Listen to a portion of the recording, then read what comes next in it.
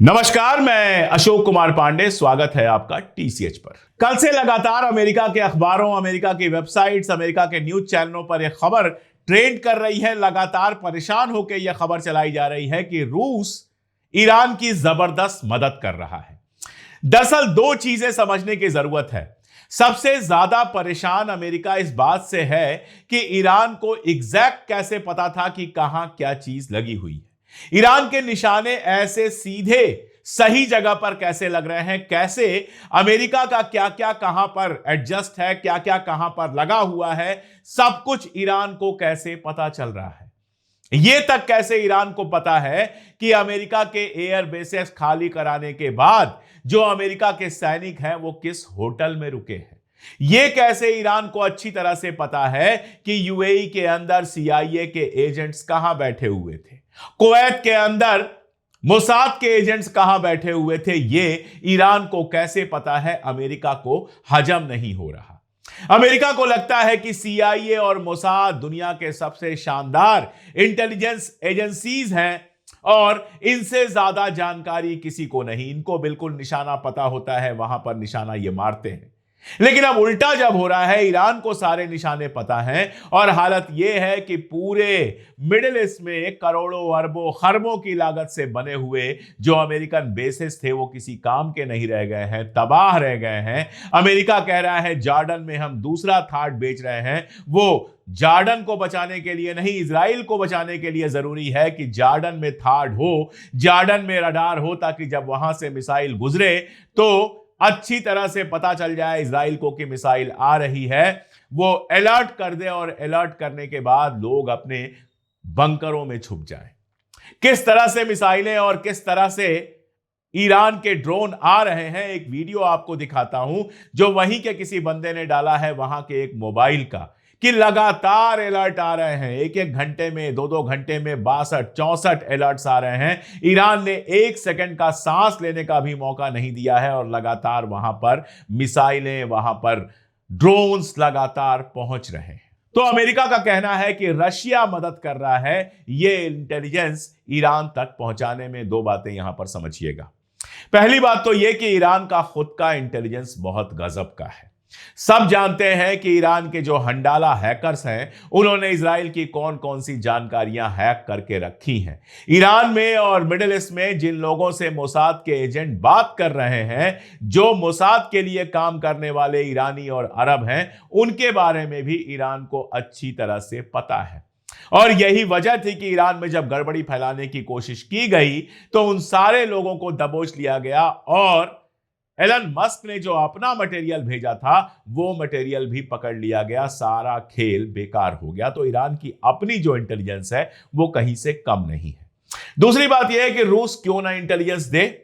रूस और चाइना के लिए ईरान का वहां होना बहुत जरूरी है। ये सारे के सारे यूक्रेन के साथ खड़े हुए रशिया के खिलाफ, लेकिन ईरान लगातार रशिया के साथ रहा, चाइना लगातार रशिया के साथ रहा, नॉर्थ कोरिया लगातार रशिया के साथ रहा। तो जाहिर है कि मिडिल ईस्ट में यह कतई नहीं चाहेंगे कि ईरान कमजोर हो या ईरान खत्म हो जाए।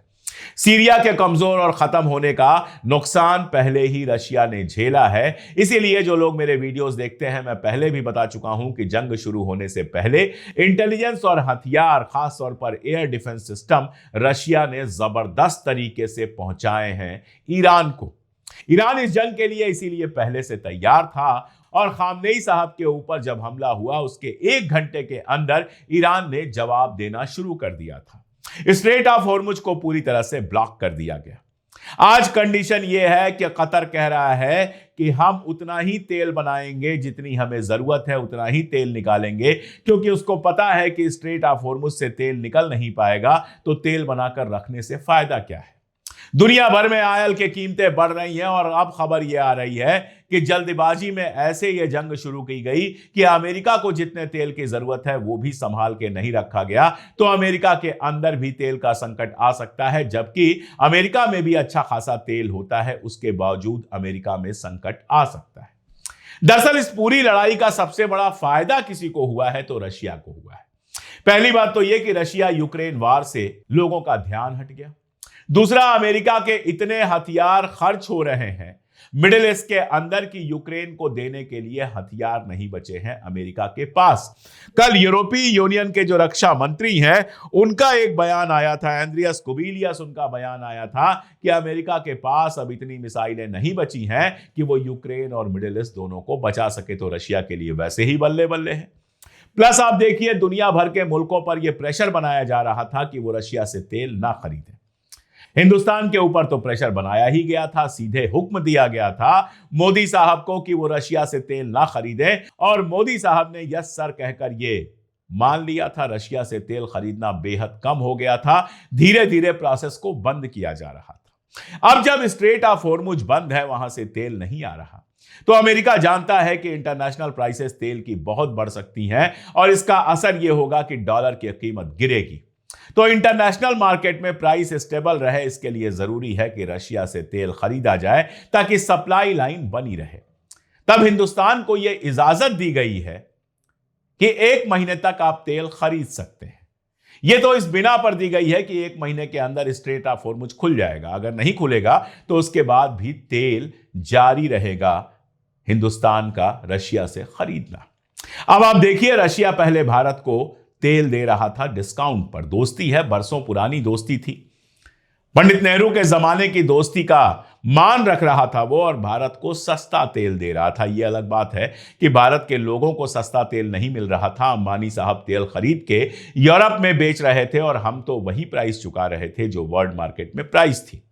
लेकिन इस बार रशिया ने कह दिया कि अब दोस्ती नहीं, धंधा चलेगा, इसलिए कोई डिस्काउंट नहीं मिलने वाला है, अब आपको महंगा तेल मिलेगा। तो मोदी जी जो अमेरिका और इजराइल के सामने यस सर कह रहे हैं, अब रशिया उनको दोस्त नहीं मान रहा और महंगा तेल देगा। अब ये महंगा तेल देगा तो हमारे आपके पॉकेट से जाएगा, वो एक अलग बात है। तो रशिया जिसका तेल बिकना कम हो गया था, केवल चाइना तेल खरीद रहा था, अब रशिया का तेल दुनिया भर में खरीदा जाएगा, क्योंकि जिस तेल पर अमेरिका को गरूर था वो तेल मिडिल ईस्ट से बाहर निकल ही नहीं पा रहा। रशिया का एक तो यह फायदा है कि यूक्रेन वार से ध्यान हट गया, दूसरा यह फायदा है कि तेल उसका लगातार बिकने लगा, और तीसरा सबसे बड़ा फायदा यह है कि ईरान ने जिस तरह से पूरे मिडिल ईस्ट में अमेरिका के सारे बेसेस तबाह कर दिए हैं, अब जाहिर है अमेरिका उतना मजबूत नहीं रह पाएगा कि रशिया को धमका सके। ट्रंप बातें बड़ी बड़ी कर रहा है। व्हाइट हाउस के एक प्रवक्ता ने कहा कि हम ईरान का सारा तेल चुरा लेंगे। पहले ईरान जीतोगे तब तो तेल चुराओगे। धमकी दी गई हम जमीन पर सैनिक उतारेंगे। ईरान ने कहा उतारिए, हम तो वेट कर रहे हैं।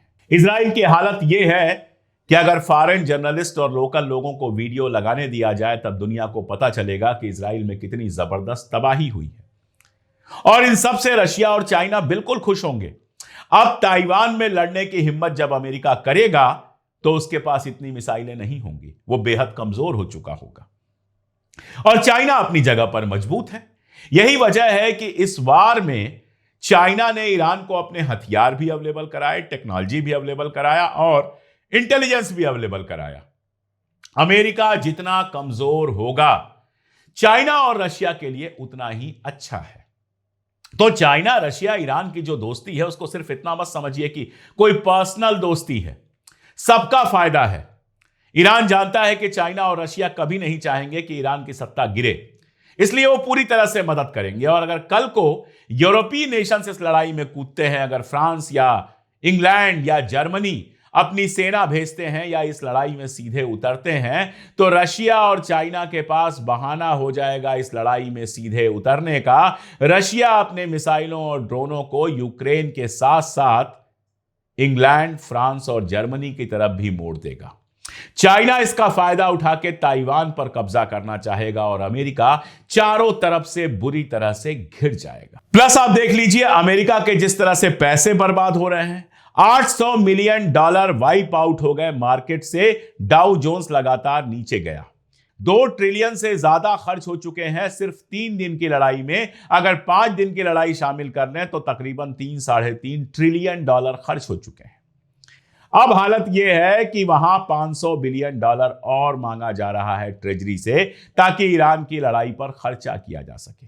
जैसे जैसे लड़ाई खिंचेगी यह खर्चा बढ़ता जाएगा। आखिर ईरान अपने $2000 के ड्रोन से इनकी 2 बिलियन की जो थर्ड वार्ड बनी हुई है उसका सत्यानाश कर दे रहा है।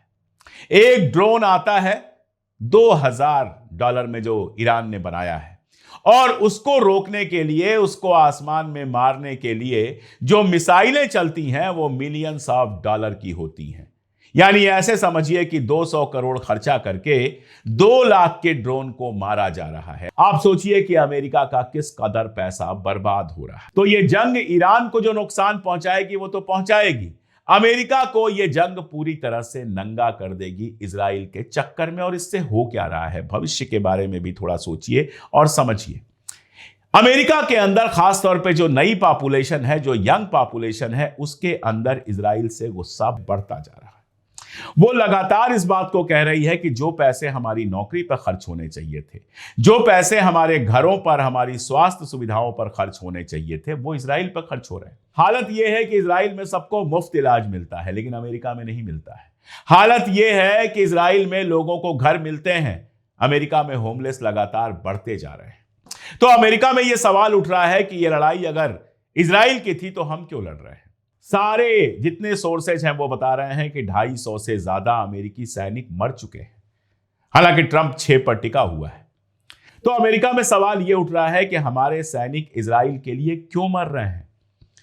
ईरान की लड़ाई अगर अमेरिका से होती तब तो समझ में आता है, लेकिन लड़ाई इजराइल से है और अमेरिका अपना पैसा भी खर्च कर रहा है, अपने लोगों को मरवा भी रहा है। और मिडिल ईस्ट में जो पूरा एक स्ट्रक्चर खड़ा किया गया था पिछले 30 साल में, वो पूरा स्ट्रक्चर भी तबाह हो चुका है। तो अमेरिका के अंदर इजराइल का समर्थन लगातार कम हो रहा है। याद रखिएगा, अमेरिका में कुल मिलाकर 4.5% यहूदी हैं, जिसमें एक बड़ी संख्या ऐसे यहूदियों की है जो इजराइल को पसंद नहीं करते। ऐसे यहूदियों ने जोहरान ममदानी को वोट दिया था न्यूयॉर्क में। तो संख्या बल ऐसा नहीं है कि अमेरिका में कुछ असर डाल सके। और ऐसे में लॉबिंग फर्म के बहाने अमेरिका के नेताओं को खरीद के, या फिर एप्स्टीन फाइल के बहाने अमेरिका के नेताओं को खरीद के इजराइल जो खेल खेलना चाहता है, अगर अमेरिका के अंदर इजराइल का समर्थन ऐसे ही लगातार घटता रहा तो प्रो इजराइल जो नेता हैं, चाहे वो डेमोक्रेटिक हो चाहे रिपब्लिकन हो, उनके लिए चुनाव जीतना मुश्किल होगा। और अमेरिका की सीनेट में ऐसे लोगों की संख्या बढ़ती जाएगी जो एंटी इजराइली होंगे। तो नेतन्याहू ने सिर्फ वर्तमान नहीं जलाया है, भविष्य के लिए भी रास्ता खोल दिया है।